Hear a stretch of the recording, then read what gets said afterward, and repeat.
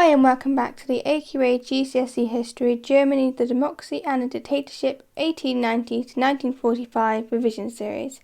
This is episode 3 and we're looking at the Weimar Republic and its unpopularity.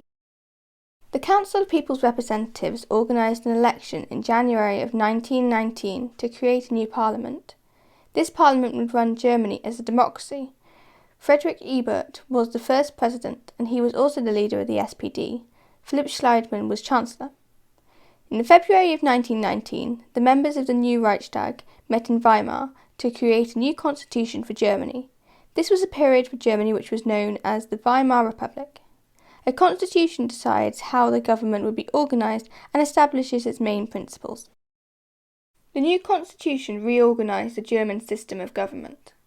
At the top you had the president. The president was elected every 7 years. They allocated the Chancellor and were head of the army.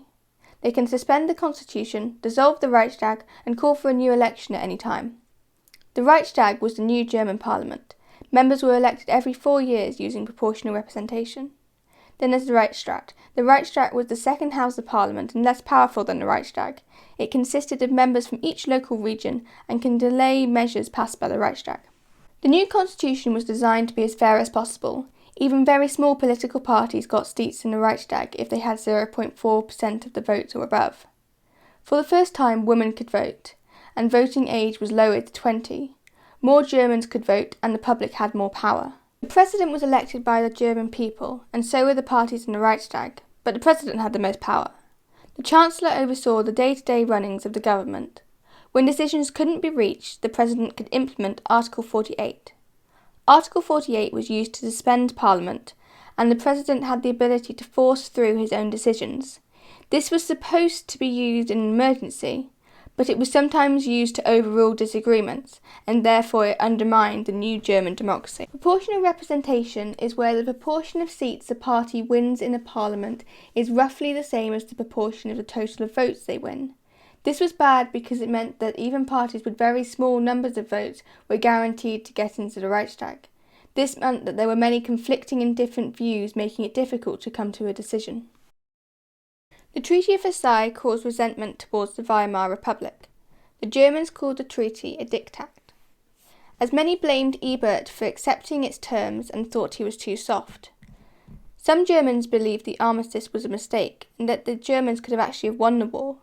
They felt cheated by the Weimar politicians, who brought the Treaty of Versailles upon Germany unnecessarily.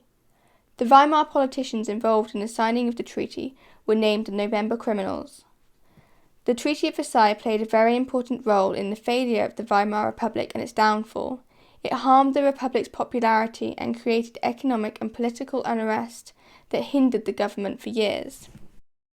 By 1919, thousands of Germans were poor and starving, and an influenza epidemic had killed thousands. Many Germans refused to accept that they had lost the war and blamed the November criminals, who had agreed to the armistice and the treaty. Others blamed communists and Jews for losing the war. Overall, the government was weak and ineffective. This meant that the government faced threats from left-wing and right-wing political groups. The Spartacus Revolt was an extreme left-wing rebellion. In January 1919, communists Karl Liebknecht and Rosa Luxemburg attempted to take over Berlin. They took control of important buildings such as newspaper headquarters, and 50,000 workers went on strike in support of their left-wing revolt. Ebert asked for the help from right-wing Freikorps to stop the rebellion. Over 100 workers were killed, and this use of violence caused a split in the left between the SPD and the communists. Another revolt was the Kapp Putsch, which was an extreme right-wing rebellion. In March of 1920, Wolfgang Kapp led a revolt which aimed to create a new right-winged government. The Freikorps marched into Berlin to overthrow the Weimar regime, but German workers opposed the putsch and staged a general strike. Berlin was paralysed and Kapp was forced to give up. However, in 1922, some former Freikorps members assassinated Walter Rathenau, who had been foreign minister and he was Jewish, showing that as Germany's economy got worse, anti-Semitic behaviour increased. So that's the end of episode 3 of the AQA GCSE History, Germany, the Democracy and its Dictatorship 1890 to 1945 revision series. Episode 4 will be on the early stages of the Nazi Party. Thank you for watching and I hope you enjoyed. Please remember to like, subscribe and leave any questions in the comments below.